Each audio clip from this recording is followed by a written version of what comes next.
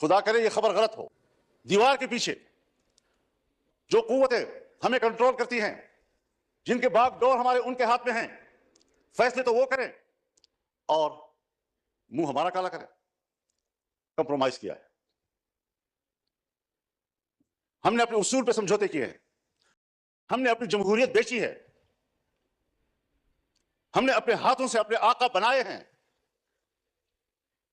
اور جب ہم ہی اپنے ہاتھوں سے اپنے لیے آقا بنائیں گے، یہی ہوتی ہے آخرت کی نشانی. کو مولانا حکومت کے آگے ڈٹ گئے، تمہاری 7 نسلیں بھی آ جائیں مجھ سے معافی نہیں منگوا سکتی. چیف صاحب رب محمد کا واسطہ، آپ سیاست سے پیچھے ہٹ جائیں، پھر میں بھی پیچھے ہٹ جاؤں گا. 47 کی بنائی ہوئی حکومت، وہ خود غلام ہے، ہمارا کچھ بھی نہیں بگاڑ سکتا. اگر میرے خلاف کوئی بھی ماز کھولا تو پورے ملک کو جام کر دیں گے. اسی سنسنی خیز تقریر جلدی سے دیکھ لیں، پھر آپ کو کہیں بھی نہیں ملے گی. ناظرین پہلے یہ ویڈیو دیکھتے ہیں، پھر اس پر بات کریں گے. چینل کو سبسکرائب لازمی کر لیں اور بیل آئیکن کو بھی پریس کر دیں تاکہ اس طرح کی مزید ویڈیو آپ تک پہنچ سکے. آپ کی محبت کا شکر گزار ہوں. چلیں ویڈیو. جب رسول اللہ صلی اللہ علیہ وسلم سے کہ آپ قیامت کی علامات کے بارے میں بتائیں، تو آپ نے پہلی بات کی ان تلد الامۃ ربتھا، کہ مائیں اپنے لیے مالکائیں جنیں گی، یعنی بیٹیاں مالک بن جائیں گی، اور ماں کو نوکر اور گھر کے مزدور کی طرح دیکھیں گی. اس مثال سے آپ خود سمجھ لیں کہ جو آپ کے ماتحت ہونے چاہیے تھی، وہ آج ہمارے آقا اور ان کے حکم پر ہم چل رہے ہیں. ہم یہاں پر ایک قانون پاس نہیں کر سکتے. جناب اسپیکر صاحب، آپ گواہ ہیں، آپ گواہ ہیں، آپ کی پوری جماعت گواہ ہے. ہم نے ایک اجلاس میں ایک قانون سازی پہ بات کی. اس کے لیے کمیٹی بنی نگرانی میں. میاں شہباز شریف صاحب نگرانی کر رہے تھے اوپر سے. ہمارا اتفاق ہوا، دینی مدارس، ان کے وفاق، حکومت کے درمیان اس مسودے پر اتفاق ہو گیا. اتفاق رائے کے باوجود اسمبلی میں نہیں آ رہا، اس لیے کہ اجازت نہیں. اور آیا تو خواندگی کے دوران روک دیا گیا اور پاس نہیں ہونے دیا. ہم پارلیمنٹ ہیں، ہم نے اس پہ اتفاق رائے کیا، اسمبلی تک میں لے آئے، پیش ہو گیا، پہلی خواندگی ہو گئی، اور بالآخر اس کو ڈراپ کرنا پڑا. اتنا ضرور ہمیں پتہ چل گیا، اور میں نے شہباز شریف صاحب سے کہا کہ ہمیں اتنا پتہ چل گیا ہے کہ قصور آپ کا نہیں ہے. ہم قانون سازی کا بھی اختیار نہیں رکھتے، ہم اپنی مرضی سے قانون بھی نہیں بنا سکتے. اس پارلیمنٹ کی رکنیت پر ہم فخر کرتے ہیں اور ہم سمجھتے ہیں وی آئی پی ورک ہے. آج ذرا موازنہ تو کیجیے جناب اسپیکر. ہندوستان اور ہم ایک ہی دن میں آزاد ہوئے. اس کو صبح 8 بجے دلی میں لارڈ ماؤنٹ بیٹن نے انڈیا کے گورنر جنرل کا حلف اٹھایا، اور کراچی میں ایک ہی دن ہم آزاد ہوئے.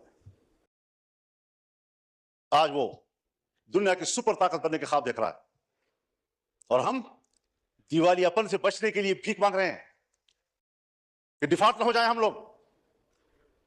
یہ کس کے ہاتھوں، کون ذمہ دار ہے اس کا؟ گھومتے پھرتے پھر آئے گی بات سیاستدان ذمہ دار. حکومت ناکام. دیوار کے پیچھے جو قوتیں ہمیں کنٹرول کرتی ہیں، جن کے باغ ڈور ہمارے ان کے ہاتھ میں ہیں، فیصلے تو وہ کریں اور منہ ہمارا کالا کریں. عوام ہمیں گالیاں دے، ذمہ دار ہمیں ٹھہرائیں. یہ کون سی سیاست ہے؟ ہم کہاں اس ملک کو لے آئے ہیں کہ آج آپ کا ایک ایک بچہ 25 کروڑ آبادی کا، لیکن آپ کو قرضے کتنے دینے ہیں؟ اپنی پیداوار کدھر ہے ہماری؟ اپنی صلاحیت کدھر ہے ہماری؟ ہم نے ملک کو جمود کا شکار بنا دیا ہے، اور قومیں جب جمود کا شکار ہوتی ہیں تو پھر وہ گرتی ہیں، وہ ترقی نہیں کر سکتی. پھر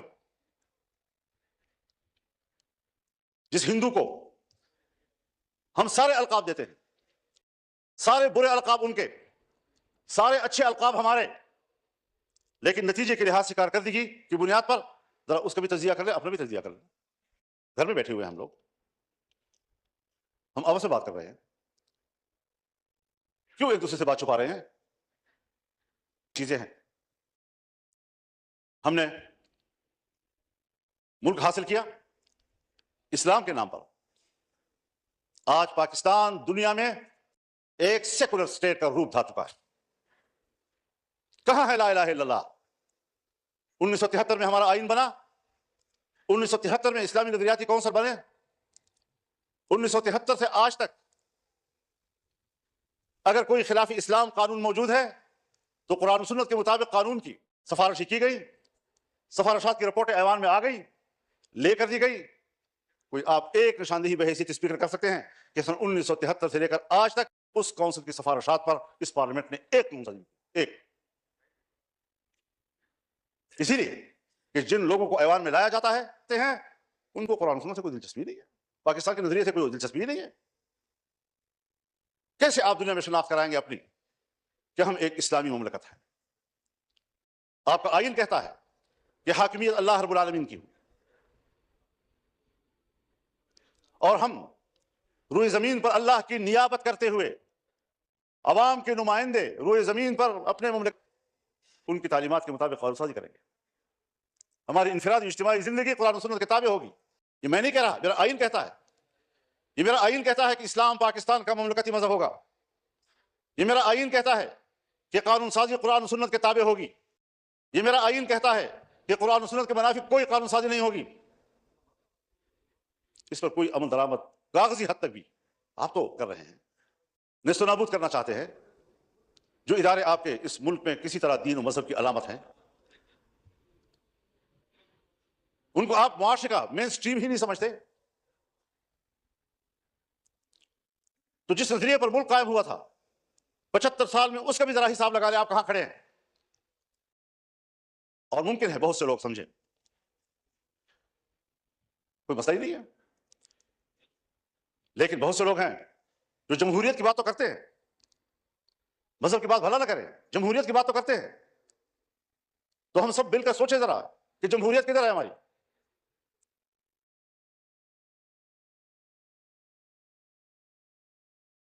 چون 55 سے سن 1954-55 سے 58 تک نیم مارشل لا, تک مکمل مارشل لا, 77 سے پھر مارشل لا, 99 سے پھر مارشل لا, اور ہم کمپرومائز کرتے رہے. یہاں اسی ایوان میں ہم نے قانون سازی کرنا چاہیے. چیختے رہے ہم لوگ کہ صاحب یہ جو کچھ آپ کر رہے ہیں قرآن و سنت کے خلاف ہے. کسی نے نہیں سنی. تو جب الیکشن آپ کے ڈھونگ, اسمبلیوں کی کوئی قدر و قیمت نہیں. اسمبلی میں آنے والا اپنے آپ کو معزز سمجھتا ہے, عوام کا نمائندہ ہے. آپ کے کاغذات پہ اس کا جو پروٹوکول ہے وہ VVIP کا ہے, اس کے مراعات ہوتے ہیں. لیکن کیا ہمارا ضمیر بھی مطمئن ہے اس بات پر؟ وستفت نفسک, اپنے ضمیر سے پوچھ لو پہلے. لیکن ہماری معلومات یہ ہیں کہ اس بار تو باقاعدہ اسمبلیاں بیچی گئی ہیں اور اسمبلیاں خریدی گئی ہیں. کون ان اسمبلیوں کو اور ان ایوانوں کو عوام کا نمائندہ پارلیمنٹ کہے گا؟ کس طرح ہمارا ضمیر مطمئن ہے یہاں پر بیٹھنے میں؟ ہارنے والے بھی پریشان اور جیتنے والے بھی مطمئن نہیں. اس کیفیت میں حکومت میں بیٹھی ہوئی جماعتیں جو ہمارے لیے محترم بھی ہیں, ہمارے ہم سفر رہے ہیں, ہم ان کے جدوجہد کی قدر کرتے ہیں, لیکن انہی کی جماعتوں کے اندر کہ وہ اپنی ہی مینڈیٹ کو مسترد کر رہے ہیں, اس پر اعتراضات اٹھا رہے ہیں. صرف اپوزیشن کی بات نہیں ہے, ہم دیکھ بھی رہے ہیں, ہم سن بھی رہے ہیں. تو جمہوریت آج کہاں کھڑی ہے؟ صرف اس لیے ہم یہاں کمزور بیٹھے ہوئے. اور جناب اساتذہ صاحب کیا بات, اللہ آپ کو مطمئن رکھے جی, اللہ آپ کو مطمئن رکھے. لیکن ہر چند کے ہے نہیں ہے.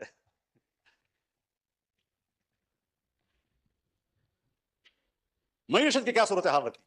اکرام, آپ کو یہ بھی پتا حال ہی میں جو مولانا کی تقریر تھی اس کے اوپر سیاست میں کتنی ہلچل مچی ہوئی. بھی کوئی شک نہیں ہے مولانا کی جو تقریر تھی وہ غلط تھی. ایسی تقریریں نہیں کرنی چاہیے.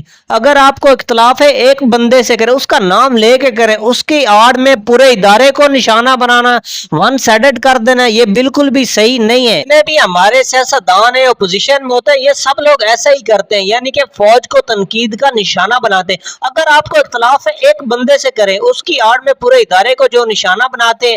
آپ کو پتا مولانا نے جو حال ہی میں جو تقریر کی تھی، مولانا کا کہنا تھا جو شہید ہوتے ہیں، جو بارڈروں پر کھڑے ہوتے ہیں، وہ ہم پر احسان نہیں کرتے، ہم سے تنخواہ لیتے ہیں. جتنے بھی ملک کے شہداء، جتنے بھی پہلے شہید ہوئے، ملک کے لیے قربانی دی ہے، مولانا نے تو ان کو بالکل سائڈ پر کر دیا ہے. اس کے بیان کا یہی مقصد ہے، یعنی کہ جتنے بھی شہداء ہیں وہ ہم پر احسان نہیں کرتے، ہمارے ٹیکسوں سے تنخواہ لیتے ہیں. مولانا کا یہی کہنا ہے. پہلے بھی بولا تھا، اپنی سیاست کو چمکانے کے لیے سیاستدان ایسا کرتے رہتے، حالانکہ ایسا نہیں کرنا چاہیے.